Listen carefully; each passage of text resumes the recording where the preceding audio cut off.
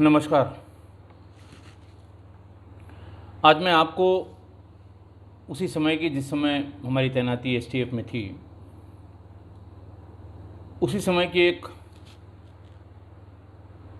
घटना के बारे में बताऊंगा, जो बिल्कुल शून्य से शुरू हुई थी, जिनमें 3 राज्यों की पुलिस को इन्वॉल्व होना पड़ा और 2 राज्यों के मुख्यमंत्रियों को आपस में बातचीत करनी पड़ी। बात 10 जून 2005 की है। कोटा मशहूर है आईआईटी की कोचिंग्स के लिए। वहाँ पर बहुत ढेर सारी कोचिंग्स आईआईटी की चलती हैं। कोटा बहुत बड़ा हब हो गया है। देश भर के अलग अलग हिस्सों से कोटा में आईआईटी कोचिंग पढ़ाने के लिए लोग अपने बच्चों को भेजते हैं। ऐसे ही एक बच्चा मुंबई की प्रसिद्ध share company Motilal Oswal group, सभी लोग जानते होंगे, उसके जो पार्टनर भी थे, मैनेजिंग डायरेक्टर भी थे, श्री रामदेव अग्रवाल साहब, उन्होंने अपने बेटे वैभव अग्रवाल को कोटा में कोचिंग के लिए, आईआईटी की कोचिंग के लिए भेजा। इकलौता पुत्र था, पढ़ने में बहुत अच्छा था। आईसीएसई 12th में उसके 90% मार्क्स आए थे। कोटा में कुछ ऐसा अरेंजमेंट किया गया था कि वहाँ पर आप अपनी, जैसे 9th में आप पास करके जाएं और 10th 2 साल वहाँ पर कोचिंग करें, तो 2 साल के लिए वहाँ आईसीएसई के किसी स्कूल में आपका दाखिला भी करा देंगे। वहाँ आपकी अटेंडेंस लगती रहेगी। इनका टाई अप होता है उस स्कूल से, वहाँ आपकी अटेंडेंस भी लगती रहेगी और आप पूरा टाइम कोचिंग को भी दे पाएंगे, ताकि आप आईआईटी के लिए अपने आप को तैयार कर सकें। पहले 12th के मार्क्स का बहुत महत्व नहीं था आईआईटी की कोचिंग में। अब ये सिस्टम बदल दिया गया, शायद इसीलिए कि कोचिंग वालों का इस पर आधिपत्य जो जमा हुआ था वो कम किया जा सके या ख़त्म किया जा सके। कोटा के बारे में तमाम तरह तरह की रिपोर्ट्स आती रहती हैं कि लड़के वहाँ पर फ्रस्ट्रेट होकर कई आत्महत्याएं वहाँ पर बच्चों ने की। पेरेंट्स उनसे बहुत अपेक्षा रखते हैं, अभिलाषा रखते हैं कि उन्हें कोटा भेजा गया है, और कोटा के ये जो कोचिंग संस्थान है इस बात की गारंटी लेते हैं कि कहीं न कहीं आपका सिलेक्शन हो जाएगा। ऐसे में वहाँ स्थानीय परफॉर्मेंस, जब उनके टेस्ट होते हैं, रूटीन के टेस्ट होते हैं और बहुत अच्छा परफॉर्म नहीं कर पाते हैं, तो उनको लगता है कि हम अपने माँ बाप के सपनों पर खरे नहीं उतरेंगे, और फिर वो उनके साथ दुर्घटनाएं होने लगती हैं।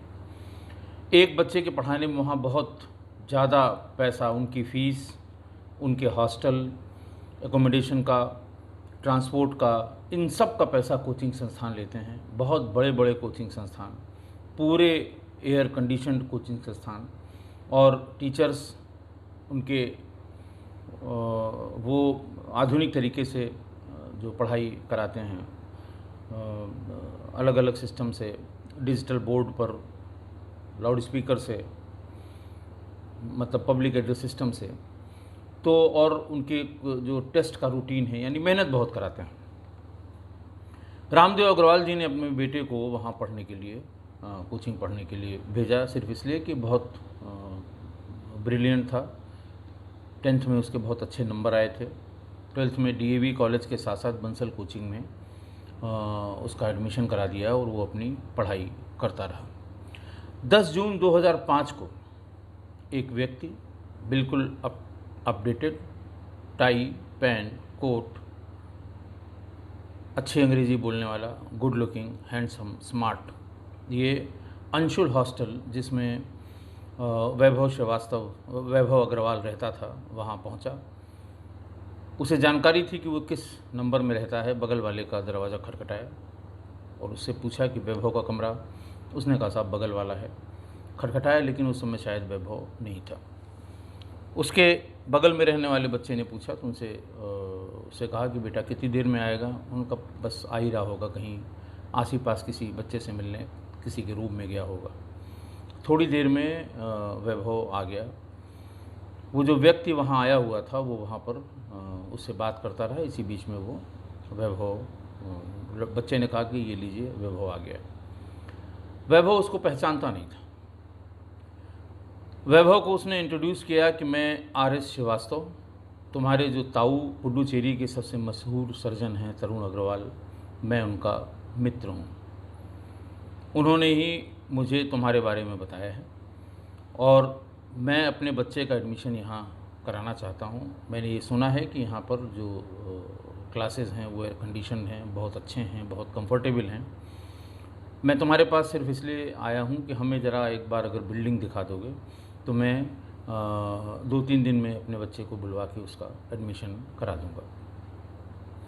अपने ताऊ का नाम, उनका प्रोफेशन, उनकी जगह, ये सब जान के वैभव के पास शंका की कोई गुंजाइश नहीं रह गई और उसने कहा ठीक है अंकल, मैं आपको अपने कोचिंग की बिल्डिंग दिखा देता हूँ। बाहर निकले। बाहर एक गाड़ी बाहर खड़ी हुई थी, मारुति 800, और आर.एस. श्रीवास्तव, जिसने अपने आप को आर.एस. श्रीवास्तव बताया था, उसने इशारा किया कि चलो कितनी दूर है। उसने कहा कि यहाँ से थोड़ा दूर है। बोले गाड़ी में चलते हैं, और उसको गाड़ी में बिठा लिया। गाड़ी में पहले से ही एक व्यक्ति कोई और बैठा हुआ था। बैठते ही ड्राइवर ने गाड़ी स्टार्ट की और उसने कहा कि फ्रूटी रखी हुई, बेटा आप भी फ्रूटी पी लो, बहुत देर से हम लोग आए हुए हैं। जून जुलाई राजस्थान में बहुत बहुत ज़बरदस्त गर्मी पड़ रही थी। वैभव ने भी वो फ्रूटी पी और उसी के सामने उसने भी ये फ्रूटी पी। फ्रूटी पीने के बाद वैभव को फिर होश नहीं था कि वो कहाँ है। वैभव को लेके वो तथाकथित आर.एस. श्रीवास्तव वो वहाँ से चले गए। 2 दिन बाद रामदेव अग्रवाल जी और ओसवाल ग्रुप के जो मालिक हैं मोतीलाल ओसवाल जी, उनको फ़ोन गया कि तुम्हारा बेटा हमारे कब्जे में है, अगर तुम उसकी सलामती चाहते हो तो 20 करोड़ रुपए तैयार रखो, वरना हम इसको जान से मार देंगे। रामदेव अग्रवाल जी के लिए और या मोतीलाल ओसवाल के लिए बहुत इस तरह का कोई एक्सपीरियंस उनको नहीं था। जो भी फ़ोन कर रहा था वो ये भी कह रहा था कि अगर पुलिस को बताया तो इसका अंजाम बहुत बुरा होगा, फिर मुझे पैसे की ज़रूरत नहीं है, फिर तुम तरह तरह की भाषा जो प्रयोग करते हैं कि तुम बच्चे की लाश देखोगे, बच्चे का सिर पार्सल कर दूंगा, इस तरह की बातें जो बहुत पेन, जो बहुत ही दुख पैदा करती हैं पेरेंट्स को, जो डरा देती हैं भीतर से सारे घर वालों को, उस तरह की बातें ये लोग कर रहे थे। वहाँ इनकम टैक्स के वरिष्ठ अधिकारी थे श्री वीरेंद्र सिंह, आज भी हैं, और इस समय वो सीनियर मोस्ट इनकम टैक्स के ऑफिसर हैं, हमारे क्लासमेट रहे हैं, हमारे मित्र रहे हैं। इत्तेफाक से उस समय ये मोतीलाल ओसवाल जी उनसे मिलने गए थे किसी ऑफिशियल काम से, परेशान थे। वीरेंद्र सिंह ने पूछा क्या हो गया, फिर उन्होंने पूरी दास्तान बताई। वीरेंद्र सिंह ने कहा कि आप बात कर लेता हूँ पुलिस कमिश्नर से, आप जाके इसकी रिपोर्ट लिखवाइए। उन्होंने कहा सर बिल्कुल रिपोर्ट नहीं लिखवाऊँगा मैं, बात करने दीजिए, 20 करोड़ रुपए तो ज़्यादा हैं, जो भी होगा हम पैसा दे देंगे, मेरा एक ही बच्चा है। वो बार बार यही धमका रहा है कि पुलिस के पास अगर गए तो बच्चे को मार दूंगा। अपने डर को बताते हुए उन्होंने बताया कि साहब, उन्होंने कहा आखिर कौन लोग हैं, आपके ऑफिस के होंगे, तरह तरह की बात लोग समझते हैं, सामने वाला है बैठे बैठे कि ऑफिस के लोग होंगे, प्रोफेशनल राइवलरी रखने वाले लोग होंगे, इस तरह की बातें वहाँ बातचीत में। उन्होंने कहा नहीं साहब, ये आवाज़ इधर की नहीं है, आवाज़ तो ऐसा लगता है कि उत्तर प्रदेश, मध्य प्रदेश या उत्तर भारत की हिंदी भाषा भाषी क्षेत्रों की में रहने वालों की आवाज़ लग रही है। आप अगर इसमें ऐसी कोई हमारी मदद कर पाएँ जिससे ये गैंग आइडेंटिफाई हो जाए, तो यहाँ महाराष्ट्र में बहुत से लोग ऐसे हैं जिनके ज़रिए हम नेगोशिएट करके अपने बच्चे को वापस ले सकते हैं। ये उनके मन में, ये उनके दिमाग में था। उन्होंने कहा देखिए भाई, ये नेगोशिएशन वाला काम तो हमारे यहाँ कोई नहीं है। STF में हमारा क्लासमेट वहाँ पर है, आप कहिए तो मैं उसको, आप जो कुछ भी रिकॉर्ड किए हुए हैं उसको भेजिए। वो कोशिश करेगा कि आइडेंटिफाई हो सके कि ये कौन लोग हैं और वहाँ तक कैसे पहुँचे और वहाँ इनका क्या कनेक्शन हो सकता है। वीरेंद्र सिंह ने मुझे फ़ोन किया। उसने कहा राजेश ऐसे ऐसे है और हमारे सबसे बड़े इनकम टैक्स के एसएससी मोतीलाल ओसवाल ग्रुप वाले हैं इस समय, जो हमारे एरिया ऑफ जुरिस्डिक्शन में है, और रामदेव अग्रवाल जी का बेटा ऐसे ऐसे था और उसके साथ ये घटना हो गई है और इन लोगों को 20 करोड़ रैंसम की कॉल आ रही है। ये अभी फ़िलहाल पुलिस को इन्फॉर्म नहीं करना चाहते हैं और मैं इनको ये दबाव नहीं दे सकता कि आप पुलिस को इन्फॉर्म करें तभी हम कोई बात करेंगे, क्योंकि पता नहीं बच्चे का क्या होगा और फिर इनके दिमाग में क्या बात आ जाए। मैंने कहा ठीक है, आप वॉइस फाइल भेजिए, हम दिखवाते हैं। अगर उनको लगता है कि उत्तर प्रदेश या उत्तर भारत के लोगों की है तो कम से कम रीज़न तो पता लग ही जाएगा। फिर उसके बाद लोकल पुलिस वहाँ पर जांच करके पता लगाएगी कि उस तरह के गैंग वहाँ पे कौन से हैं जिसमें यूपी से रिलेटेड लोग हैं जो रैंसम कॉल कर सकते हैं या करा सकते हैं। उन्होंने मेल की एक वॉइस फाइल, बल्कि उस समय तक कुल 4 कॉल उनके पास आ चुकी थी। 10 जून की यह घटना है, 12 और 13 तक इनके पास 4-5 कॉल आ गई थी। वो सब उन्होंने रिकॉर्ड कर रखी थी और उन्होंने वो मेल से हमें भेज दी। एक एक करके हमने वो कॉल सुननी शुरू कर दी। कॉल में बहुत स्पष्ट हो गया कि ये पश्चिमी उत्तर प्रदेश की भाषा है। पश्चिमी उत्तर प्रदेश में भी मुजफ्फरनगर, शामली और उस तरफ के सहारनपुर के आसपास की वो भाषा लग रही थी। इतने दिनों से पुलिस में नौकरी करते और चूँकि मैं सर्विलांस का काम मैंने ही शुरू किया उत्तर प्रदेश पुलिस में, तो नंबर सुनते सुनते इतना अंदाज़ा हो गया कि साहब ये स्पेसिफिक रीज़न इसका है क्योंकि गाज़ियाबाद और मेरठ की तरफ, यानी उधर जो हरियाणा से बॉर्डरिंग इलाका है उसकी भाषा, और शामली, मुजफ्फरनगर और उधर खतौली की तरफ की उसकी भाषा में बहुत बड़ा मेजर डिफरेंस है, जो लोग अच्छी तरह से जानते हैं, जो लोग अच्छी तरह से उसको देखते हैं और सुनते हैं। इस बीच में मोतीलाल जी ने भी मुझसे बात की। मैंने बताया भाई देखो, एग्जैक्ट तो हम जो हमारे पास वॉइस सैंपल्स हैं उससे हम करा लेंगे मैच, बट ये हैं पश्चिमी उत्तर प्रदेश के लोग जिन्होंने भी ये कॉल की है। और मैंने बहुत बार, मैंने और हमारे एक सहयोगी हैं थे उस समय एसटीएफ में, हम दोनों लोगों ने उसे कई बार सुना और हम बिल्कुल स्पष्ट रूप से 100% इस नतीजे पे पहुंचे थे कि ये पश्चिमी उत्तर प्रदेश के बदमाश हैं, जो भी हैं और जो रैंसम की कॉल इन लोगों को कर रहे हैं। खैर, उन्होंने फिर कुछ नंबर्स बताए। नंबर हम लोगों ने यहाँ ट्रैक किए, वो पीसीओ के नंबर थे। कुछ नंबर हरियाणा के पीसीओ के निकले, कुछ नंबर नोएडा में पीसीओ के निकले, कुछ नंबर उधर सहारनपुर में पीसीओ के निकले। तो ये अंदाज़ लग गया कि ये जहाँ भी किडनैपी को रखा गया है, किडनैपर्स उससे 10, 20, 50 किलोमीटर की दूरी से ही फ़ोन कर रहे हैं। और एक सामान्य सा मैप बना के हम लोगों ने ये आइडिया लगाया कि ये कहीं मेरठ, गाज़ियाबाद या उसके आसपास ही कहीं पर ये इनको रखा गया होगा, जहाँ से ये समान दूरी पर जा के रैंसम की कॉल कर रहे हैं। वो कहने लगे साहब इसको आप पता कराइए और हम लोग आ रहे हैं, और 10 तरह की बातें की। वीरेंद्र सिंह ने भी कहा भाई इनकी मदद करिए, बहुत शरीफ लोग हैं ये और इनका ट्रैक रिकॉर्ड बहुत अच्छा है। इनको यहाँ पूरे महाराष्ट्र में या बिज़नेस कम्युनिटी में सब लोग बहुत आदर की दृष्टि से देखते हैं। हालांकि इनका शेयर्स और सिक्योरिटीज़ का काम है और बहुत बड़ा ब्रांड नेम है ओसवाल ग्रुप ऑफ कंपनीज़ का।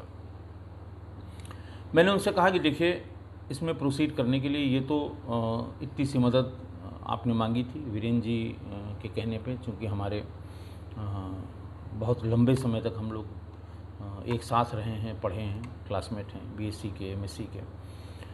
लेकिन इससे आगे अगर हमें इसमें प्रोसीड करना है तो हमें अपने डीजीपी से इस संबंध में उनकी जानकारी में होना चाहिए। बिना उनकी जानकारी के हम ऐसे प्रोसीड नहीं कर सकते। उनको जानकारी मिलाने के लिए आपको अपने महाराष्ट्र के डीजीपी या कमिश्नर पुलिस को बताना होगा कि वो इस आशय से हमारे यहाँ सूचना भेज दें हमारे डीजीपी को कि ऐसी आवश्यकता है, इस तरह से ये नंबर्स आसपास के ही निकले हैं और ऐसा लगता है किडनैपर वहीं के हैं, तो इसलिए मदद की जाए। खैर उनके लिए कोई बहुत बड़ी बात नहीं थी, बड़े लोग थे, पैसे वाले थे, नामी गिरामी थे और उनको लोग जानते थे।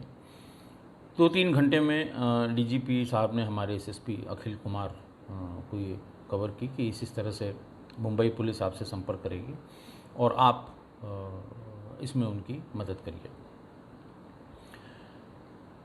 मुंबई पुलिस ने भी बिना कोई मुकदमा लिखे, क्योंकि घटना उनके यहाँ की नहीं थी, घटना राजस्थान की थी, और मोतीलाल ओसवाल जी को या रामदेव जी को ये डर था कि अगर पुलिस को राजस्थान में पता लगेगा तो पुलिस वहाँ की हमें जानती नहीं, ना हमारा वहाँ कोई प्रभाव है, और हो सकता है वहीं लोकल ये कोचिंग के आसपास के किडनैपर हों और वो बार बार कह रहे हैं पुलिस को पता लगेगा तो बच्चे का नुकसान होगा, तो ये बच्चे का हमारे नुकसान हो सकता है।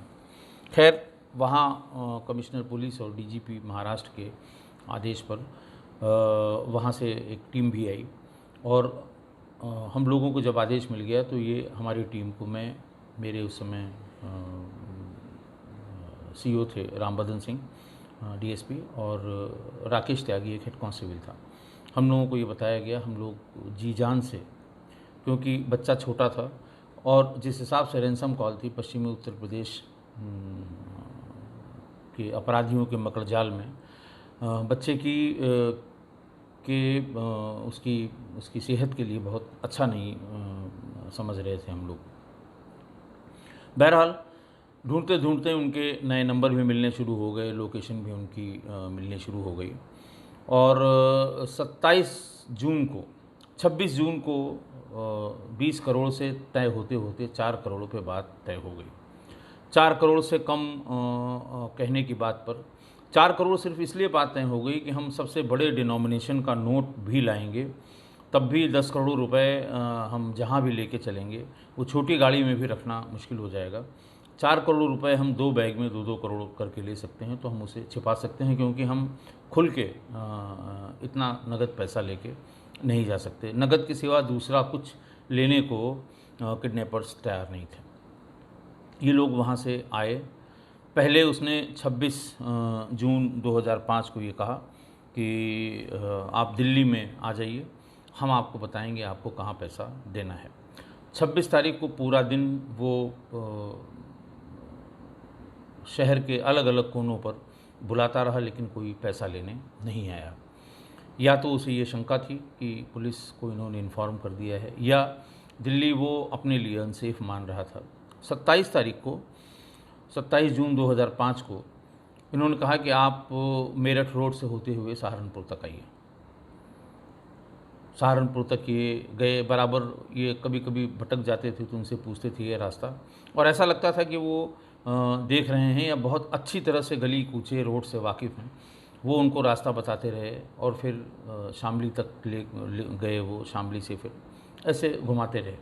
इस बीच में इनके कन्वर्सेशन को हम लोग ओवरहियर करते रहे। हमने नंबर्स सर्विलांस में लगा रखे थे और हम इनके मूवमेंट को देख रहे थे कि ये अब कहाँ चले, अब कहाँ चले, अब कहाँ चले। करीब 3 घंटे उन्हें टहलाने के बाद हमारे ख्याल से वो ये इंश्योर करना चाहते थे कि ऐसा न हो कि इन लोगों के पीछे जो पैसा लेके आ रहे हैं इनके पीछे कोई पुलिस टीम लगी हो और हम लोग मारे जाएं। जब ये कन्फर्म हो गए कि ये अब इनके पीछे कोई आदमी नहीं है, तो फिर वो धीरे धीरे उन्होंने ये कहना शुरू किया कि आप खतौली के पास पहुंचिए, वहाँ हम आपको जगह बताएंगे। लेकिन 4 घंटे के बाद कुछ वैभव अग्रवाल के परिजन जो उसमें थे, रामदेव जी और बाकी लोग, उनको ये शंका हुई कि शायद हमारे पीछे पुलिस भी है, और ये बार बार पुलिस का जिक्र कर रहे हैं, ये इनको कहीं से पता लग रहा है, और अगर पुलिस पीछे होगी तो फिर हमारा बच्चा हमको नहीं मिलेगा। क्योंकि वो बार बार पूछते थे कि पीछे ये सफ़ेद गाड़ी कौन सी आ रही है, पीछे ये फलां एम्बेसडर कौन सी आ रही है। ये लोग कहते थे नहीं साहब मैं किसी को नहीं जानता हूँ। तो इन्हें ऐसा लगा कि कोई गाड़ी पीछा कर रही है, जिसको देखकर ये किडनैपर्स ये समझ रहे हैं कि ये पुलिस वाले हैं और रामदेव अग्रवाल ने पुलिस वालों को सूचना दे दी है, पुलिस वाले हमारा पीछा कर रहे हैं। थोड़ी देर में उन्होंने अपने मुख्यमंत्री श्री विलास राव देशमुख जी से बात की और ये कहा कि साहब, जब हम पैसा दे रहे हैं अपने बच्चे को सकुशल ले जाने के लिए, ये पुलिस बीच में क्यों अड़ंगा डाल रही है?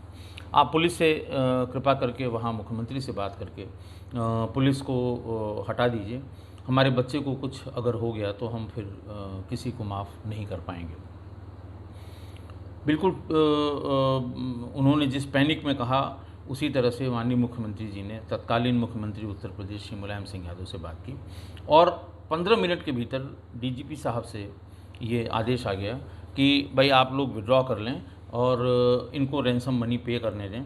जब ये रैंसम मनी पे कर लेंगे और आपका कहना है कि आपने आइडेंटिफाई कर रखा है, उसके बाद आप कार्रवाई कर लीजिएगा, लेकिन पहले बच्चा इनको मिल जाए, अपहृत इनके पास तक पहुंच जाए, उसके बाद ही आप कोई कार्रवाई करें। अपने को अगर आप लोग आसपास हों तो आप विड्रॉ कर लें।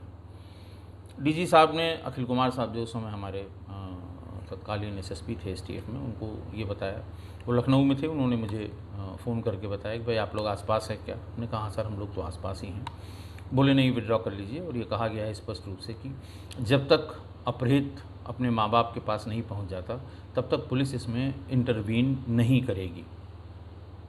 खैर, हम बातचीत सुनते रहे, थोड़े से मायूस हुए क्योंकि हमें लग रहा था कि हम बहुत नज़दीक हैं। खतौली में रेस्टोरेंट है रोजेंटाइन रेस्टोरेंट के कैंपस के भीतर एक मारुति कार खड़ी हुई थी और फिर अपहरणकर्ताओं ने इनके परिजनों को कहा कि आप अपनी गाड़ी लेके होटल रोजेंटाइन के कैंपस में आ जाइए। चूँकि ये गाड़ी दूर थी इन लोगों की, हम लोग पास में थे, हम लोग भाग के, हम थे, हमारे साथ हमारे दोनों सबॉर्डिनेट्स थे। राकेश त्यागी हमारा हेड कांस्टेबल था, वो भी था। हम लोग वहाँ गाड़ी पीछे खड़ी करके हम लोग देखने लगे। धीरे धीरे बात, जब ये लोग आ गए भीतर तो उनका सामने देखो इस नंबर की मारुति कार खड़ी, उनका सब खड़ी है, उनके दोनों दरवाजे पीछे के खुले हुए हैं। बोले हाँ, सब खुले हुए हैं। उन्होंने कहा कि वो दूसरी तरफ मुंह करके खड़ी हुई है, आप दाहिने तरफ के खुले हुए दरवाजे से दोनों बैग उसकी सीट पर रख दीजिए। ये परेशान हो चुके थे, 2 दिन से भाग रहे थे इसी तरह से, दिल्ली में भागे 4-5 घंटे और उसके बाद से फिर इधर मेरठ मुजफ्फरनगर की सड़कों पे भाग रहे थे। इन्होंने फ़ौरन और वो बताते रहे कि गाड़ी और थोड़ा आगे बढ़ाओ, और थोड़ा आगे बढ़ाओ, थोड़ा डिस्टेंस रखो, गेट जितना खुला हुआ है उसके 4 फीट और उधर रखो, अब गेट खोलो। तो वैसा ही ये करते गए। गेट खोला उन्होंने और जल्दी से दोनों बड़े बैग, बहुत बड़े बड़े बैग थे, उनको खुली हुई मारुति कार के पीछे वाले उस पर वो रखने लगे। राकेश त्यागी ने कहा कि सर, ये अपराधी हैं, पैसा इन्होंने इनसे रखवा लिया है, इसकी कोई गारंटी नहीं है कि वो बच्चा अभी तक ज़िंदा हो या पैसा लेने के बाद ज़िंदा रहे। ऐसे में हमारी आँख के सामने से ये पैसा भी लेके चले जाएं और बच्चा भी न मिले तो ये तो बहुत शर्म की बात होगी और बाद में हम लोग अपने आप को माफ़ नहीं कर पाएंगे। बात एकदम तुरंत समझ में आ गई कि इस बात की क्या गारंटी है, क्योंकि कभी उन्होंने बच्चे से बात नहीं कराई थी पिछले 3-4 दिनों में। 10 जून की किडनैपिंग और 27 तारीख हो गई थी, 17 दिन बीत गए थे, लेकिन बच्चे से बात नहीं कराई थी उन्होंने। तो ये ऐसा लगा कि बात ये बिल्कुल सही कह रहा है हमारा हेड कांस्टेबल कि इसकी क्या गारंटी है कि बच्चा अभी तक ज़िंदा है, और 4 करोड़ रुपए उनके परिजन दे भी दें और बच्चे को ना पाएँ, फिर तो हम कहीं के नहीं रहेंगे। हम, क्योंकि इनको शक है कि पुलिस पीछा कर रही है। टीम में और जो लोग थे उनका क्या किया जाए। उनका साहब ऐसा है कि तब तक हम लोग सुन रहे थे, ये हुआ कि आप पैसा रख के चले जाएं, आप जाएं, पीछे मुड़ के नहीं देखेंगे, आप जब गाड़ी आप तब रोकेंगे जब मैं बताऊंगा। बहरहाल ले लो, गाड़ी लेके वहाँ से हट गए, भाग गए। कुल 1-2 मिनट 2.5 मिनट का समय था कि क्या किया जाए। उसी समय अचानक हम लोगों ने डिसाइड किया कि जो भी गाड़ी की ड्राइविंग सीट पर या जो भी लोग आएंगे हम उन्हें पकड़ेंगे, अगर वो गोली चलाते हैं तो गोली चलाएंगे, लेकिन ऐसे नहीं जाने देंगे, क्योंकि अगर लेके चले गए और बच्चा ज़िंदा नहीं है, हमारे पास कोई जवाब नहीं होगा। किसी तरह का जवाब नहीं। मोरली भी हम बहुत अपने आप पर कोस रहे होंगे कि सब कुछ हमारी आंखों के सामने हुआ, हमने होने दिया सिर्फ इसलिए कि बच्चे को कुछ ना हो, और बच्चा ऑलरेडी पहले ही इन लोगों ने मार दिया हो। थोड़ी देर में एक आदमी इधर उधर से घूमता हुआ आया, वो ड्राइविंग सीट पर बैठ गया। लिपट के उसे तुरंत वहाँ उसे खींच लिया गया। खींच के हम लोगों के पास टाटा सुमो थी, उस पर बिठा दिया गया। जो गाड़ी उसकी मारुति थी, जिसकी चाबी उसके पास थी, उसको पीछे एक सिपाही जो हम लोगों की टीम का था, उसको स्टार्ट करके वहाँ से बाहर निकाल लिया कि और कोई लोग यहाँ ना बैठे हों कि इसमें कोई बच्चे को कोई नुकसान हो। थोड़ी दूर आगे ले जाने पर नाम पूछा गया। उसने अपना नाम जय कुमार बताया कि वो जय कुमार है और लिलौन खेड़ी थाना शामली का रहने वाला है। उसके पिता का नाम कुंवर पाल है। उसे पूछा गया बच्चा कहाँ है। उसने कहा साहब बच्चे से क्या मतलब, हमें तो ये कहा गया है कि हमारा कुछ पैसा बकाया है, कुछ लोग पैसे लेके आएंगे, गाड़ी लेके चले जाओ, पैसे लेके चले जाओ, पैसा तुमको तुम्हारी गाड़ी में पीछे वाली सीट पे मिल जाएगा। हम तो पता हमें जानकारी भी नहीं कौन से बच्चे की बात कर रहे हैं। जब उसने ये बात कही तो होश उड़ गए हम लोगों के। हम लोगों को तुरंत सारी पीछे की बातें याद आने लगी कि अभी मना किया गया है कि आप पैसा फिरौती की रकम ये दे रहे हैं, इनको देने दीजिए। बच्चे को अगर कुछ हो गया तो सबके खिलाफ़ कार्रवाई होगी। एकदम जैसे कहते हैं रूह कांप गई, और हमें उस समय ऐसा लगने लगा कि हमसे गलती हुई। बहुत तेज़ी में, बहुत ज़्यादा दिमाग लगाने में, बहुत सेंटिमेंटल होने में, और बहुत ज़्यादा दूर तक सोचने में, जल्दी सोचने में और तुरंत डिसीज़न लेने में शायद कहीं गलती हो गई। ये आदमी सिर्फ पैसा लेने आया है और इसे किडनैपिंग या बच्चे के बारे में बिल्कुल पता नहीं है। खैर वहाँ से लेके हम लोग इसको बाहर निकले, मेन रोड पर आए। काफ़ी कोशिश की लेकिन वो कुछ बताने को तैयार नहीं था। वो यही कह रहा था हमें तो कुछ पता ही नहीं, किसने भेजा है, ये नाम भी कुछ इधर उधर के बता रहा था, फलाने ने भेजा, ढिकाने ने भेजा, उनका क्या नंबर है, नंबर साहब याद नहीं है। इस तरह की बातें वो करने लगा। उसका मोबाइल देखा गया, उसमें कुछ नंबर थे, उससे पूछा गया किसके नंबर हैं। एक नंबर पे आके वो हल्का सा झिझका, कुछ अटका, जिससे उसकी थोड़ी देर पहले बात हुई थी, 15-20 मिनट। तो ऐसा लगा कि शायद ये ना बता रहा हो, और फिर उसी गुस्से में उसको हम लोग वहाँ बड़ी वाली नहर, जिसको छोटा हरिद्वार भी कहते हैं, वहाँ पास में ले गए। और रात हो गई थी, सुनसान था, और हमारे जो सब इंस्पेक्टर्स और हमारे सीओ उस समय बहुत, उन लोगों को लगा कि अब इसका जवाब देना मुश्किल हो जाएगा। वहीं सड़क पर किनारे की, नहर के किनारे की पटरी पर ले गए और उतारा गया। ये कहा गया कि साहब अब इसका या तो इस पार या उस पार, अगर बच्चे को कुछ हो गया तो कम से कम हम एक बदमाश को मार लेंगे, हम जवाब देने लायक होंगे, और अगर इस पर कुछ है तो ये बताएगा। खैर जैसे ही उसको उस सुनसान गन्ने के खेत वाली सड़क पे उतारा गया, और ये हुआ कि मार दो, उसको मानसिक रूप से डराने के लिए कि अगर उसकी जानकारी में है तो वो बता दे। थोड़ी देर में बोले साहब मारिए नहीं, मैं आपको सब बताता हूँ, आप मुझे ले चलिए गाज़ियाबाद। सांस में सांस आई, उसको बताया गया बच्चा कहाँ, उसने कहा साहब गाज़ियाबाद में है। तुमने देखा है? उसने कहा साहब घर हमने देखा है। कहीं और भटकाओगे तो नहीं? नहीं साहब कहीं नहीं भटकाएंगे। फिर ये कहा कि अगर भटकाए तो कोई जानता नहीं है, हम तुम्हें तो मार ही देंगे अगर बच्चे को कुछ हुआ होगा तो। बहरहाल वो ले गया वहाँ गाज़ियाबाद में पटेल नगर में जीडीए की ऑफिसर्स कॉलोनी है, उसमें J4 चौथे तल पे बड़ा सा फ्लैट है, वहाँ हम लोगों को वो ले गया। इसी बीच में रास्ते में हम लोगों ने, इसने लोकेशन बता दी थी जय कुमार ने, तो स्थानीय पुलिस को भी बता दिया था, वो भी आ गई। दरवाज़ा ताला बाहर लगा हुआ था, उसको ताले को तोड़ा गया, भीतर हम लोग पहुँचे। इधर उधर देखा, उसने कहा साहब यहीं था। इसी बीच में किचन में जो लोग झांकने गए थे, उन्हें किचन में, जो किचन के टॉप के नीचे छोटे छोटे केबिन बने होते हैं सामान रखने के लिए या बर्तन रखने के लिए, उसमें ऐसा उसको लगा कि कुछ हलचल सी है। उसको खोला गया तो वैभव उसी में, हाथ और पैर दोनों बंधे हुए, मुंह बंधा हुआ, उसी में पड़ा हुआ था, बहुत बुरी दशा में पड़ा हुआ था। 1 मिनट के भीतर उसके सारे बंधन खोले गए, वो एकदम से लिपट गया।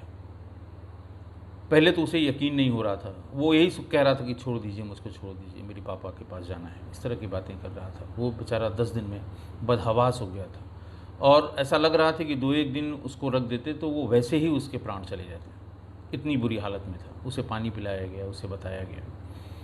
तो हमारे पास अपहृत था, हमारे पास रैंसम के 4 करोड़ रुपए थे और एक आदमी था। बातचीत अब इस पे शुरू हुई कि कौन लोग हैं। बात जब खुल के सामने आई तो बहुत चौंकाने वाली, बहुत विचलित करने वाली बात है। दरअसल इस किडनैपिंग का मास्टरमाइंड राहुल त्यागी नाम का एक आदमी था, जो बुढ़ाना मुजफ्फरनगर में रहता था और IIT का पास आउट था। ये कोचिंग जितनी भी कोटा में है, वो जो बड़ी कोचिंग नाम 4-5 नाम है, नाम लेना उचित नहीं है, वो सब IIT के पास आउट्स ने ये कोचिंग इस्टेब्लिश की, एक हब बनाया। उनमें से 2 कोचिंग, बड़ी कोचिंग के मालिक इसके बैचमेट हैं राहुल त्यागी के। धीरे धीरे इस कोचिंग का कारोबार करोड़ों से अरबों में हो गया। ये उनको आगे बढ़ता देखता रहा और खुद नीचे गिरता रहा। इसके पास कोई काम नहीं था और इसने GDA में ठेकेदारी शुरू की। इसी की शुरुआती पढ़ाई की इसी की क्लासमेट थी अमीशी। अमीशी उसी बिल्डिंग में समुद्र महल में रहती थी वर्ली के, जहाँ पर रामदेव अग्रवाल रहते हैं। समुद्र महल बहुत बड़ी बिल्डिंग है, बहुत अच्छी बिल्डिंग है। पहले वहाँ सिंधिया राज परिवार का बड़ा महल हुआ करता था। धीरे धीरे उसके पोर्शंस बिके, टूटे और वहाँ पर बड़े बड़े multi storeyed complex, residential complexes बन गए और जिनमें से एक खूबसूरत सा है समुद्र महल। नीचे के किसी तल में रामदेव अग्रवाल जी और ऊपर के तल में अमीशी अपने पति के साथ रहा करती थी। अमीशी जिस घराने में ब्याही थी, जिस परिवार में ब्याही थी, वो लोग बड़े उद्योगपति थे, पैसे वाले थे। लेकिन राहुल त्यागी की अमीशी से पुरानी जान पहचान थी। राहुल त्यागी इसी काम की तलाश में कि हमारे साथ के लोग सब अच्छी अच्छी जगहों पे या तो नौकरी कर रहे हैं या कोटा में उन्होंने अच्छा संस्थान ले लिया है, ये बम्बई जाने लगा और अमीशी से बराबर मिलता रहा। अमीशी से ये कहता रहा कि हमें कहीं ऐसा कोई बिज़नेस करवा दीजिए, ऐसी कोई बड़ी एग्जीक्यूटिव पोस्ट दिलवा दीजिए जिसमें हमारे समकक्ष लोग यहाँ पे ऑलरेडी काम कर रहे हों, ताकि हम भी कुछ काम कर सकें। फ्रस्ट्रेशन उसके दिमाग में आ गया था। लेकिन अमीशी इतनी लंबी रकम या इतनी इस तरह की कोई नौकरी अपने ससुराल वालों के माध्यम से नहीं दिलवा सकती थी। उसने मोतीलाल ओसवाल ग्रुप का बताया। उन्होंने कहा कि ये लोग हमारी बिल्डिंग में रहते हैं नीचे और आज की तारीख में सिक्योरिटीज़ का और शेयर का सबसे बड़ा काम इन्हीं लोगों का है पूरे बम्बई में, पूरे महाराष्ट्र में। मैं इनको जानती हूँ, मैं इनसे बात कर सकती हूँ कि ये शायद तुम्हारी कोई मदद करें। मदद उसने बात की कि नहीं की, ये बहुत कंफर्म नहीं हो पाया, क्योंकि मिलना जुलना इन लोगों का लगा रहता था एक ही बिल्डिंग में होने के कारण। और वैभव या वहाँ के और बच्चे अमीशी को अमीशी आंटी कह के या आंटी कह के बुलाया करते थे। परिवार के बैकग्राउंड और सब चीज़ें बताने के बाद राहुल त्यागी के मन में पाप आ गया। उसने कहा कि अगर उसने सोचा और उसने बताया भी अमीशी को कि अगर हम इसकी किडनैपिंग कर लेते हैं तो कितना पैसा मिलेगा। बताया भी गया कि इसे बहुत पैसे वाले हैं, 20-25 करोड़ रुपए दे देंगे। राहुल त्यागी ने सोचा इतने पैसों में हम भी कोटा में एक नया कोचिंग संस्थान शुरू करेंगे और जैसे ये लोग अरबों में खेल रहे हैं वैसे हमारे भी दिन बहुरेंगे और हम भी इन्हीं की तरह एक बड़े कोचिंग के मालिक हो जाएंगे। ये सपने पाल के उसने सब हिसाब किताब बनाया और अमीशी से बराबर इस परिवार की लोकेशन लेता रहा। इसी बीच में अमीशी ने उसको बताया कि वैभव इस तरह से गया हुआ है और अंशुल हॉस्टल में रहता है, फलां कोचिंग में पढ़ता है, बहुत अच्छी सुविधा है। ये चूँकि अपने दोस्तों से मिलने वहाँ जाता रहता था, इसे आइडिया था, इसने फ़ौरन ये प्लान बनाया कि इसको इस तरह से किया जाए। रिकवरी के बाद मुकदमा लिखा गया कोटा में। कोटा की पुलिस भी आ गई, पहले से मुंबई की पुलिस और एसटीएफ। मुजफ्फरनगर में उस समय श्री अमरेंद्र सिंह साहब एसपी थे, मुजफ्फरनगर की पुलिस भी उससे भी सहयोग मांगा गया गाड़ियों की चेकिंग के लिए। और फिर गाज़ियाबाद की पुलिस, जहाँ पर वैभव किडनैप करके रखा गया था, वहाँ भी स्थानीय पुलिस को बताया गया था। तो 3 राज्यों की पुलिस ने मिलकर काम किया। विवेचना का काम राजस्थान पुलिस ने ही किया, और राजस्थान पुलिस ने फिर इसमें 4 लोगों को, जयकुमार तो मौके पे ही 4 करोड़ रुपए के साथ पकड़ा गया था। और उत्तर प्रदेश पुलिस में तब तक की सबसे बड़ी रिकवरी किडनैपिंग फॉर रैंसम के मामले में ये हुई थी। गाज़ियाबाद में एक प्रेस कॉन्फ्रेंस हुई थी, जिसमें हमारी पूरी टीम और अखिल कुमार साहब, हम लोग गए थे, और वो सारे बरामद किए गए पैसे सामने मेज़ पे रखे गए थे। और उस समय की सभी बड़े अखबारों में, सभी राष्ट्रीय अखबारों में बड़ी न्यूज़ थी। इसमें जो लोग मुलजिम बनाए गए, राहुल त्यागी तो था ही, जयकुमार भी मौके पे पकड़ा गया, और संजीव शर्मा जिसने लॉजिस्टिक्स सब इकट्ठा किए थे। फ़ोन कॉल पे बहुत ज़्यादा संजीव शर्मा ने बात की थी, राहुल त्यागी ने भी बात की थी। और इसके साथ साथ अमीशी, उसको भी गिरफ्तार किया गया। राजस्थान में डिस्ट्रिक्ट कोर्ट में मुकदमा चला। मुकदमे में सब लोग जाते थे, और वहाँ पर किडनैपर आंटी के नाम से इनको वहाँ पर लोग बहुत कौतूहल से इस मुकदमे को वॉच किया जा रहा था। और डिस्ट्रिक्ट कोर्ट ने चारों को इनके अपराध के लिए दोषी पाया, और चारों को आजीवन कारावास की सज़ा सुना दी। ये लोग हाई कोर्ट गए। हाई कोर्ट में तमाम बयानों के और उसके आधार पे अमीशी को बरी कर दिया गया, लेकिन बाकी 3 अब भी जेल में हैं। इनकी ज़मानत भी नहीं हुई है, और ज़मानत के लिए ये सुप्रीम कोर्ट में इस समय अंडर ट्रायल मुकदमा है। तो एक आईआईटी का पास आउट, जो अपने समकक्ष, अपने साथ के लोगों की, अपने साथ के बच्चों के, अपने साथ के जो उसके मित्र थे, छात्र थे, वो कहाँ पहुँच गए, और उस कुढ़न में, उस फ्रस्ट्रेशन में कि वो कुछ नहीं कर पाया, उसने अपराध का रास्ता पकड़ लिया और ऐसा अपराध कर डाला। ये तो कहिए बच्चे के माँ बाप रामदेव जी या मोतीलाल ओसवाल जी, इन लोगों ने बहुत ही समझदारी से धीरे धीरे ऐसा कोई काम नहीं किया जिससे पैसे मिलने की आस किडनैपर्स की टूट जाए या छूट जाए। ऐसा होने पे सामान्य रूप से वो अपहृत को मार डालते हैं। वो धीरे धीरे इनको बताते रहे पैसे के बारे में और सब चीज़ के बारे में, मैं बिल्कुल दूंगा। और उस समय जो हम लोगों की टीम के सामने जो धर्म संकट था कि इंटरवीन करें कि ना करें, मौके पर जो भी समझ में आया, और बाद में सब लोगों ने इस बात की तारीफ़ की कि आप लोगों ने जो मौके पर डिसाइड किया वो सही था, क्योंकि अगर वो न पकड़े जाते, एक बार उन्हें पैसा मिल जाता, फिर हो सकता है उनके दिमाग में आता कि अब पैसा मिल गया है और अब अगर बच्चे को ज़िंदा छोड़ा गया तो हम पकड़े जाएंगे। तो इस तरह ये पढ़े लिखे अपराधी की ये दास्तान जो आज भी जेल में है, और ये मुकदमा अभी भी तमाम कोर्ट्स में लंबित है, और जिसमें उसके फ़ैसले का इंतज़ार है। आज बस यहीं तक। नमस्कार।